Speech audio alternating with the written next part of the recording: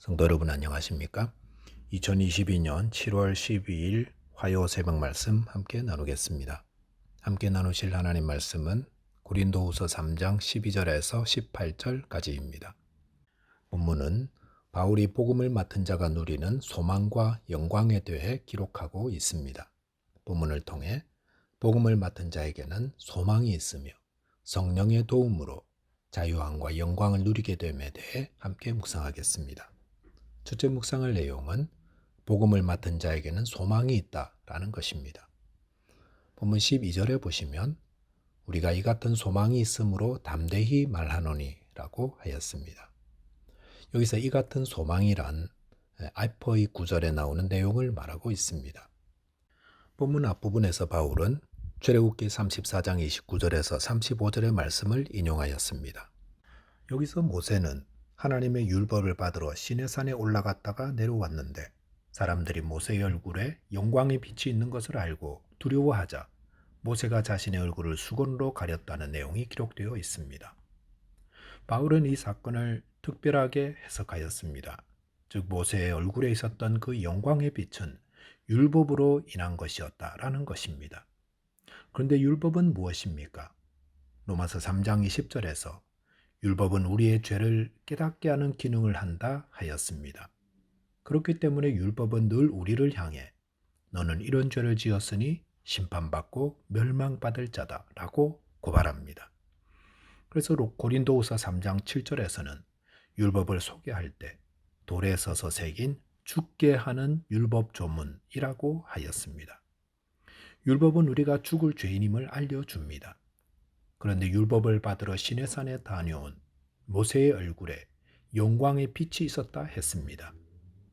이렇게 우리의 죄인됨을 드러내고 우리는 죽을 수밖에 없다라는 사실을 알려주는 이 죽음의 율법을 맡은 모세에게 영광의 빛이 있었는데, 그렇다면 우리에게 생명을 주는 복음, 그리고 그 생명의 복음을 전하는 자에게 임할 영광의 빛, 그것은 얼마나 더 크고 아름답겠느냐. 바울은 이렇게 말하고 있는 것입니다. 이것이 본문 12절에서 바울이 말한 이 같은 소망입니다. 바울은 우리에게 생명과 구원을 주시는 예수 그리스도의 복음과 그 복음을 전하는 자가 받을 영광은 모세의 얼굴에 임한 영광의 빛보다 훨씬 더 크고 아름다운 것을 알았습니다. 그리고 그것을 소망하고 있었습니다. 성도 여러분, 복음을 믿고 그것을 전하는 우리는 얼마나 복된 자인지 알아야 합니다. 우리는 율법의 시대에 살지 않고 복음의 시대에 살고 있다는 것만으로도 평생 동안 감사해야 할 자들입니다. 누가복음 10장 23절에서 예수님은 너희가 보는 것을 보는 눈은 복이 있도다 라고 하셨습니다. 그러면서 24절에서 많은 선지자와 임금이 너희가 보는 바를 보고자 하였으되 보지 못하였으며 너희가 듣는 바를 듣고자 하였으되 듣지 못하였느니라 라고 하였습니다. 여기 많은 선지자와 임금들이란 구약시대의 경건한 자들을 말합니다. 이사야 선지자나 다윗 왕 같은 경건한 자들은 신약의 성도들이 보는 바를 보기를 원했습니다. 즉 그들도 하나님께서 이 땅을 구원하실 구원자 보내주실 것을 알았지만 그가 누구신지는 정확히 알지 못했습니다. 그냥 희미하게만 알고 있었습니다. 하지만 신약의 성도들인 우리는 어떻습니까? 우리는 이 구원자가 누구신지 분명히 알고 있습니다. 그분은 곧 하나님의 아들 예수 그리스도이십니다. 우리는 예수 그리스도께서 이 땅에 성육하셔서 우리 죄를 대신하여 십자가에 죽으시고 부활하심으로 우리 죄를 대속하셨다는 이 복된 소식을 분명히 알고 믿는 복된 자입니다. 율법이 큽니까? 복음이 큽니까? 당연히 복음이 큽니다. 또한 율법을 맡은 직분자에게 임하는 영광이 큽니까? 복음을 맡은 직분자에게 임하는 영광이 큽니까? 당연히 복음을 맡은 직분자의 영광이 훨씬 더 큽니다. 이것은 비교 대상이 될 수 없이 너무나 당연한 것입니다. 그러므로 복음을 맡은 자는 어떤 소망이 있습니까? 하나님이 주실 상급과 영광입니다.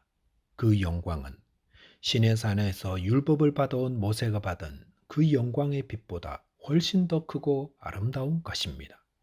저와 여러분께서 예수 그리스도의 복음을 담대히 전하며 또 하나님이 주실 아름다운 상급과 영광을 바라고 소망하는 자 되시기 바라겠습니다.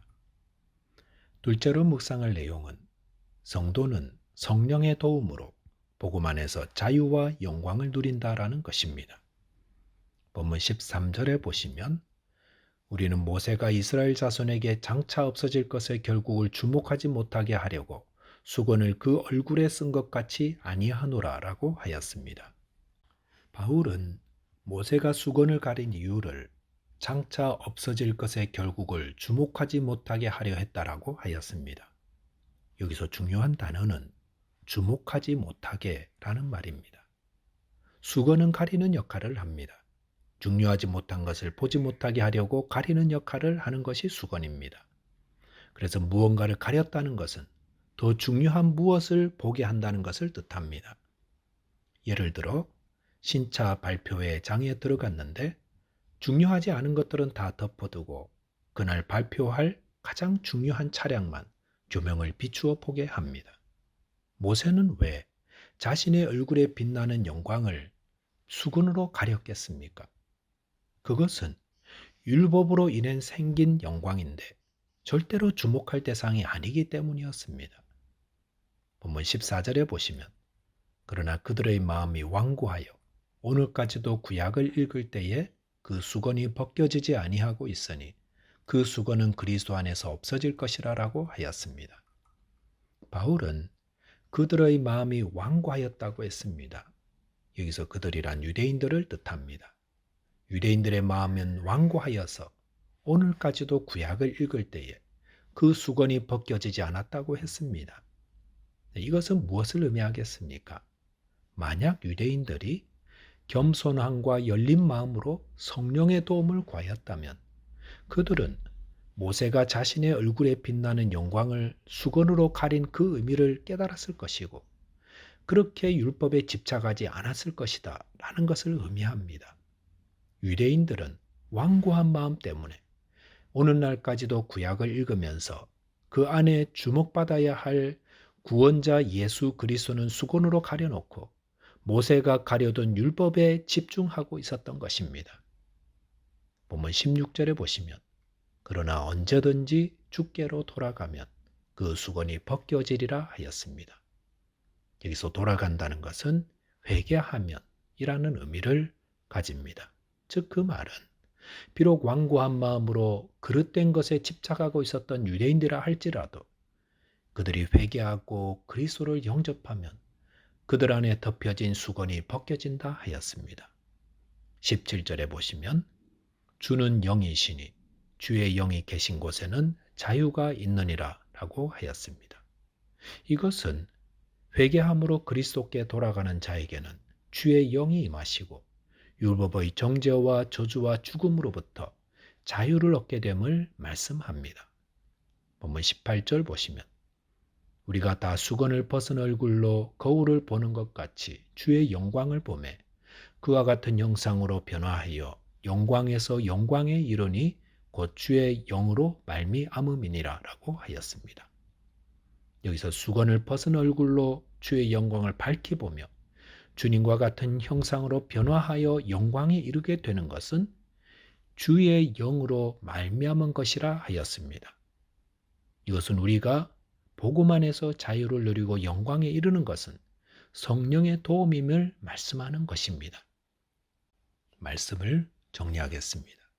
성도는 복음을 맡은 자가 누릴 영광을 소망하며 살아갑니다. 저와 여러분이 성령의 도움으로 복음 안에서 이 자유와 영광을 누리게 되시기를 바라겠습니다. 기도하겠습니다. 하나님 아버지, 저희에게 예수 그리스도를 알고 믿는 이 큰 영광을 주신 은혜를 감사드립니다. 이 모든 것이 성령의 인도하심의 결과임을 알아 더욱 겸손하고 성실하게 복음을 따라 살며 또 복음을 전하는 자 되게 하여 주옵소서. 예수 그리스도 이름 의지하여 기도하옵나이다. 아멘. 오늘도 주 안에서 승리하는 하루 되시기 바라겠습니다. 감사합니다.